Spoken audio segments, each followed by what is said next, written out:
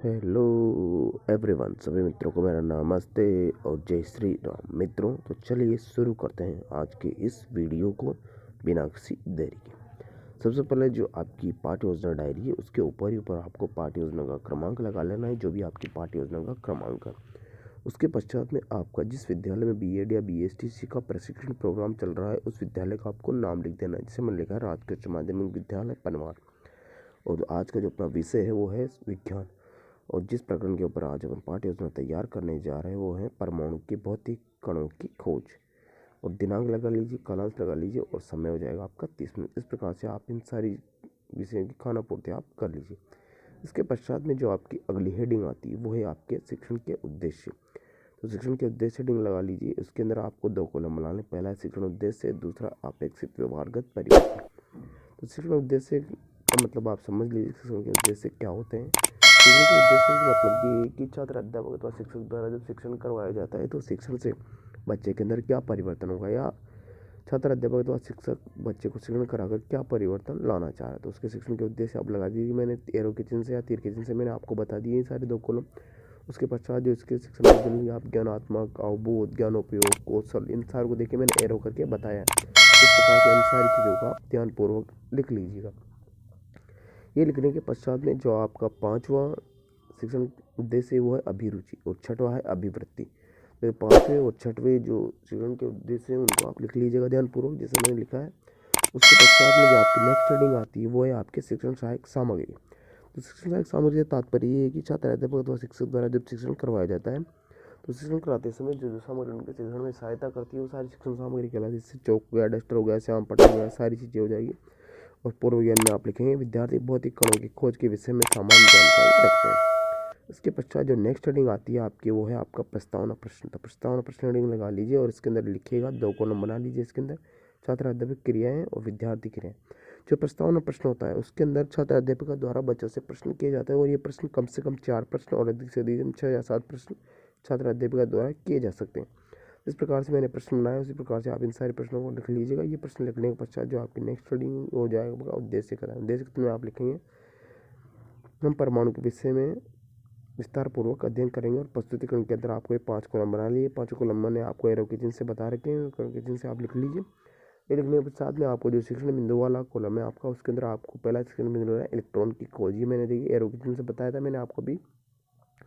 और इसके साथ में आप लिखेंगे इसके विकासात्मक प्रश्न और छात्र अध्यापक कथन। तो ये छात्र अध्यापक कथन लिख लीजिए आप और उसके श्यामपट कार्य को आप परिपूर्ण कर लीजिए। और विद्यार्थी क्रिया को मैंने जिस प्रकार से मैंने लिखा है उस प्रकार से आप ये सारी चीज़ें लिख लीजिए। ये लिखने के पश्चात में आपको जो नेक्स्ट लिखना है इसके पश्चात में वो है आपके बोध प्रश्न। तो बोध प्रश्न के बारे में थोड़ा समझ लीजिए। इसका जो प्रस्तुतिकरण लिखने के बाद बोध प्रश्न आएंगे तो बोध प्रश्न ये होते हैं कि छात्र अध्यापक और शिक्षक द्वारा जब शिक्षण करवाया जाता है तो शिक्षण कराते समय बच्चे का ध्यान इधर उधर भटके नहीं या भंग नहीं हो, इस वजह से छात्र अध्यापक द्वारा ये बोध प्रश्न पूछे जाते हैं। तो ये सारे बोध प्रश्न आप लिख लीजिएगा। इसके पश्चात में जो आपका द्वितीय शिक्षण बिंदु है वो द्वितीय शिक्षण बिंदु आप लिखेंगे। बोध प्रश्न लिख लीजिए, मैंने एरो से बोध प्रश्न आपको बता दिए हैं। उसके पश्चात जो आपका द्वितीय शिक्षण बिंदु है वो है प्रोटॉन की खोज। इस प्रोटॉन की खोज को भी मैं आपको एरो से बता दूंगा। तो इस द्वितीय शिक्षण बिंदु को लिखेंगे। इसके विकासात्मक प्रश्न, इसके विकासात्मक प्रश्न आप लिख लीजिएगा। इस प्रकार से मैंने इसके विकासात्मक प्रश्न लिखे हैं, उसी प्रकार से आप इसके विकासात्मक प्रश्न लिख लीजिए। और जो इसके देखिए मैं एरो से आपको बता देता हूँ, ये आपकी प्रोटॉन की खोज द्वितीय शिक्षण बिंदु। इसके विकासात्मक प्रश्न लिखने के पश्चात छात्र अध्यापक कथन है उसके अंदर ये जो कथन मैंने दे रखा है उस सारे कथन को आप ध्यानपूर्वक लिखेंगे। कथन ध्यानपूर्वक लिखने के पश्चात में जो विद्यार्थी क्रिया वाले कॉलम में लिखेंगे आप विद्यार्थी ध्यानपूर्वक सुनेंगे। और विधि चल रही है आपकी, व्याख्यान विधि चल ही रही है। और जो इसका श्यामपट सार है उस श्यामपट कार्य इसके जो महत्वपूर्ण बिंदु है इन महत्वपूर्ण बिंदु को आप लिख लीजिए। इसके पश्चात इसके बोध प्रश्न। देखिए मैंने बोध प्रश्नों को आपको एरो के चिन्ह से बता दूंगा मैं आपको, तो या ये बोध प्रश्न लिख लीजिए। और इस तृतीय शिक्षण बिंदु जैसे मैंने एरो के चिन्ह से बता दिया है तृतीय शिक्षण बिंदु को भी न्यूट्रॉन की खोज इसके बारे में आप लिखेंगे। इस प्रकार से आपका इसका विकासात्मक प्रश्न लिख लीजिए। इसके छात्र अध्यापक कथन में इसका प्रस्तुतिकरण आ जाएगा। विद्यार्थी क्रिया में आप सारी चीज़ लिख लीजिए और जो श्यामपट कार्य है उस श्यामपट कार्य को आप परिपूर्ण कर लीजिएगा। जो इसके आते हैं इसके बाद में इसके बोध प्रश्न, तो बोध प्रश्न को आप लिखेंगे। तो बोध प्रश्न के बारे में मैंने पहले ही बता दिया किसके द्वारा पूछे जाते हैं, क्यों पूछे जाते हैं, वो सारी चीज़ें आप आपसे ध्यानपूर्वक लिख लीजिए। इसके पश्चात आते हैं इसके मूल्यांकन प्रश्न। तो मूल्यांकन प्रश्न हेडिंग लगा लीजिए और मूल्यांकन प्रश्न की एरो से मैंने बता दिया है।